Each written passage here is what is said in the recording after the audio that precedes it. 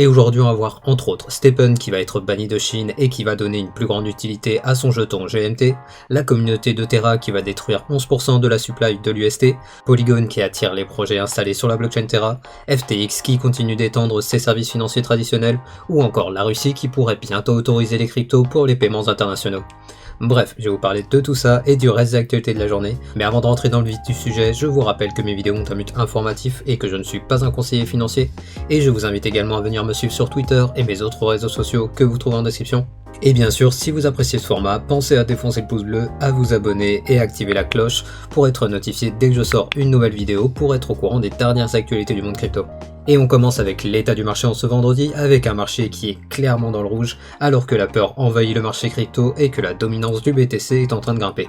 Mais dans toute cette histoire, on a quand même deux projets qui surperforment le marché, avec le GMT qui fait plus 10% et XCN qui fait carrément un plus 60%. Et on passe sans plus attendre aux actualités de ce vendredi 27 mai 2022. On débute les actualités du vendredi avec STEPN qui n'est désormais plus le bienvenu en Chine.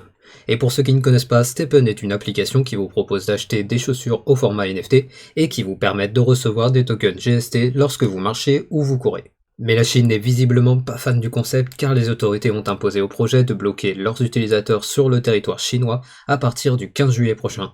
Et cette nouvelle a bien sûr eu un impact sur le cours du GMT ainsi que le GST, car le GMT est allé jusqu'à faire un moins 39% et le GST a été jusqu'à faire un moins 28% avant de rebondir. Bref, la Chine bannit le projet, mais ça ne change rien au fait que le projet est solide, et pour preuve, aujourd'hui on a une annonce de partenariat entre STEPN et Alchemy Pay pour développer leur écosystème. Et pour rappel, Alchemy Pay est une société qui propose des services de paiement en ligne et hors ligne avec des fiat et des cryptos. Et donc ce partenariat va permettre aux détenteurs des jetons de STEPN de pouvoir les dépenser en ligne et hors ligne chez les commerçants utilisant les services de paiement d'Alchemy Pay.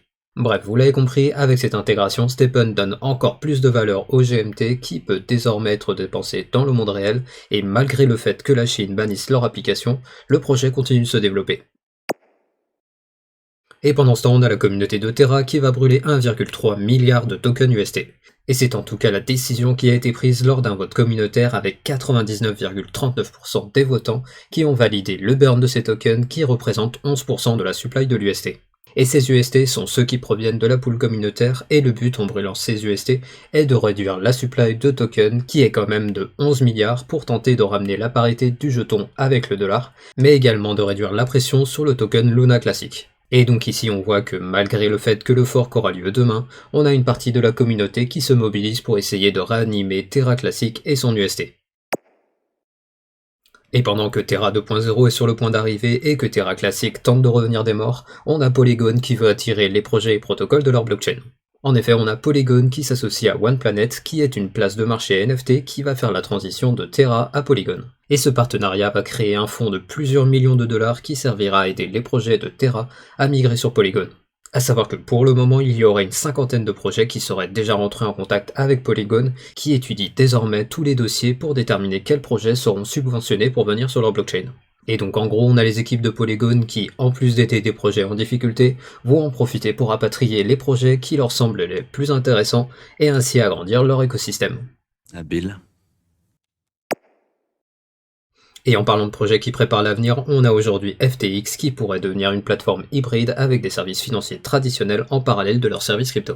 En effet, le président de FTX US a déclaré lors du Forum économique mondial que la société était en discussion avec la CFTC aux USA pour avoir l'autorisation de proposer à leurs clients des contrats à terme, et je précise que la plateforme FTX US a déjà lancé il y a quelques jours leur service de trading d'actions. Et donc la plateforme qui est déjà passée de 10 000 à 1,2 million d'utilisateurs en tout juste 18 mois pourrait bien attirer de nouveaux utilisateurs non initiés au secteur des cryptos et pourrait venir faire de la concurrence aux acteurs du secteur financier traditionnel s'ils continuent de se développer à ce rythme.